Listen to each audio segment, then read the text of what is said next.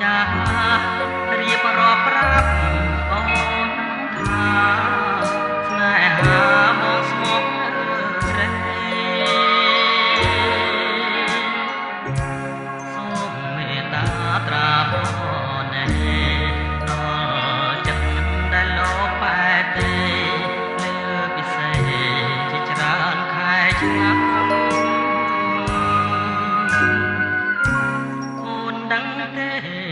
ពេលវាយប់ថ្ងៃមកគេព្រួយខ្លួនមួយយល់តែក្រៀមក្រំខ្យល់បងមកនាំយកអារម្មណ៍រាល់ថ្ងៃរស់ឥតត្រនំទ្រូងរំដងក្រៀមក្រំខ្លោ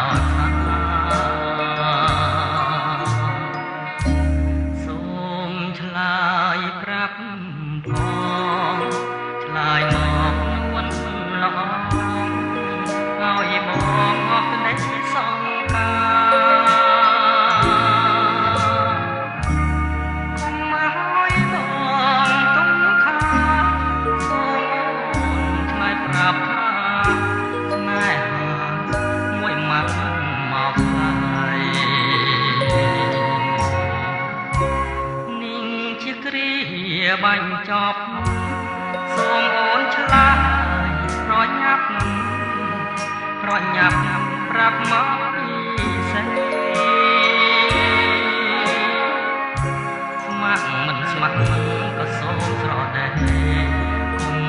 ឲ្យបងព្រួយរីងរេដោយសារស្រីមិនទាន់ឆ្លើយមក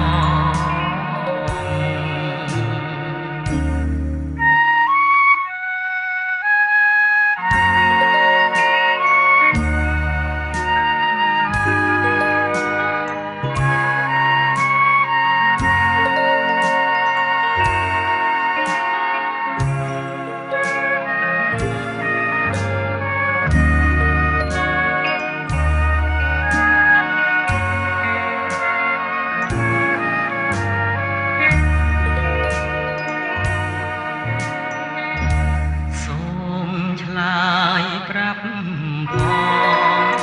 ឆ្លើយមកនួនល្អឲ្យបងអស់ក្តីសង្ការគុំឲ្យបងទុំខាសូមឆ្លើយប្រាប់ថាស្នេហាមួយម៉ាត់មកហើយជាគ្រាបញ្ចប់សូមអូនឆ្លើយប្រញាប់